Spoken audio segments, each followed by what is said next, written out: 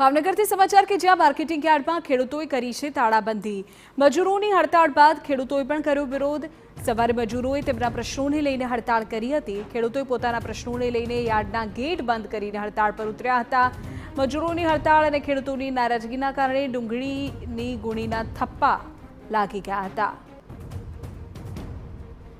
અમારા સંવાદદાતા અજીત ગઢવી વધુ વિગતો આપી રહ્યા છે। જી અજીત, માહિતી। વિધિ વાત કરવામાં આવે તો ભાવનગર માર્કેટિંગ યાર્ડમાં મોટા ભાગના દિવસોએ જે માર્કેટિંગ યાર્ડના જે બોડી છે તેને મિસમેનેજમેન્ટને કારણે અસંખ્ય પ્રશ્નો હોય છે અને જેનું પરિણામ જે બાર ગામથી ગામથી અને ગામડાઓમાંથી ખાસ કરીને દૂરથી જે અહીંયા પોતાની જે માલ છે, જે ખેત પેદાશો જે વેચવા આવનાર ખેડૂતોને મુશ્કેલી પડતી હોય છે। આજની જો વાત કરવામાં આવે તો આજે જે ભાવનગર માર્કેટિંગ યાર્ડની બોડી છે તેમની મિસમેનેજમેન્ટને લઈને જે ખેડૂતો અને મજૂરો વચ્ચે માથાકૂટ થતા ગઈકાલ રાત્રે માથાકૂટ થઈ હતી, જેને લઈને મજૂરો આજે હડતાલ પર ઉતરી ગયા હતા અને જેને લઈને હરાજી બંધ થવા પામેલ હતી।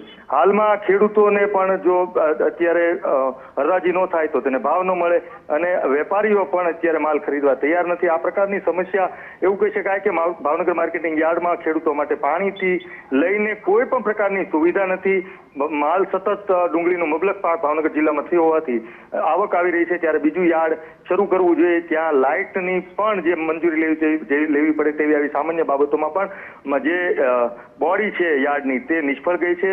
જે ખાસ કરીને અહીંના જે ભાવનગરના રાજકીય નેતાઓ દ્વારા જે રબર સ્ટેમ્પ પ્રકારના વ્યક્તિઓ, વિઝન વગરના વ્યક્તિઓ બેસાડવામાં આવેલનું આ પરિણામ છે, જેને લઈને જે યાર્ડનું મેનેજમેન્ટ માટે પાવર સાથે, ખેડૂતોના હિત સાથે, ખેડૂતોને મળતી વ્યવસ્થા સાથે જે વાત કરવી જોઈએ, જે આયોજન કરવું જોઈએ, ખાસ કરીને અત્યારે આવક હોય છે તમામ પ્રકારની મગફળીથી લઈ ડુંગળી અને કપાસથી લઈને બધી આવક સતત લાઇનમાં અત્યારે ખેડૂતોની ખેત પેદાશો આવતા યાર્ડની અંદર વેચાણ માટે આવતું હોય છે, ત્યારે ખેડૂતોને વધારેમાં વધારે સુવિધા મળે, ખેડૂતોને ભાવ મળે, ખેડૂતોને યાર્ડમાં તમામ પ્રકારની કોઈ પણ પ્રકારની અગવડતા ન પડે તે તમામ જવાબદારી બોડીની છે।